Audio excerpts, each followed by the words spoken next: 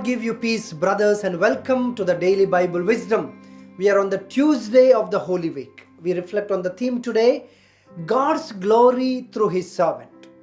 Today's liturgy and the readings and the whole mood and the whole emotions are centered around this theme. How God is glorified in and through His servant, through their suffering and through their death. We recognize in today's liturgy how the attitude of the servant is. How does a servant of God relate himself, think of himself? A servant of God has total faith and total trust in the one who has called him, selected him, and sent him. Even when everything seems lost, closed, defeated, like what we call as dead end. I believe there is no something called dead end. There are always way out. But yet in our mind we reach a time where it is called dead end. The servant never tires of looking at his master. Just like the psalmist would say, our eyes are on the Lord just like the servant are on his master. So the servant's attitude is one of trust. Even if things don't go as he expects.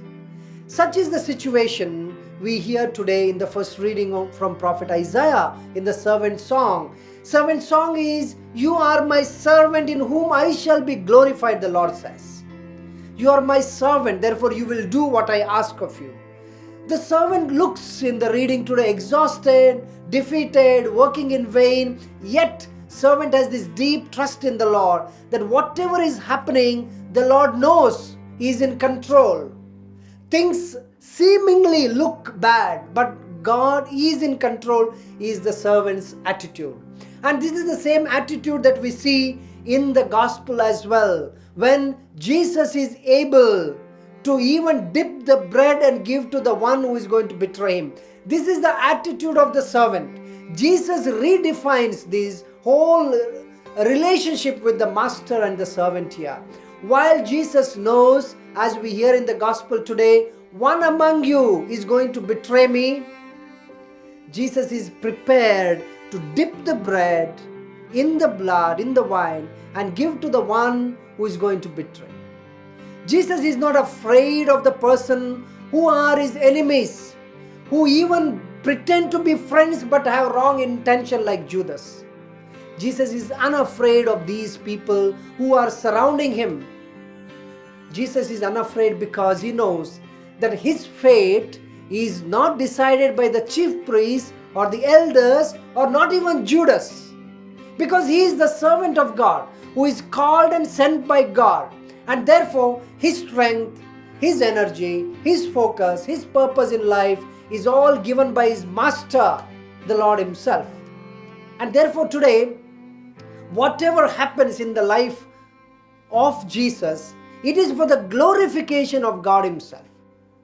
And therefore Jesus submits, surrenders, not passively, actively. And we recognize in the day today on Tuesday, no pain, no gain. If there is no cross, there is no glory. And therefore the psalmist would give a fitting reply to the fears around when he says, it is you, O Lord, who are my hope. My trust, O Lord, since my youth.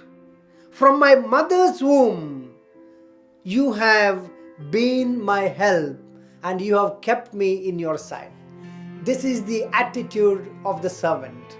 This is Jesus on Holy Tuesday for you and me. God bless you. Sometimes it causes me to try.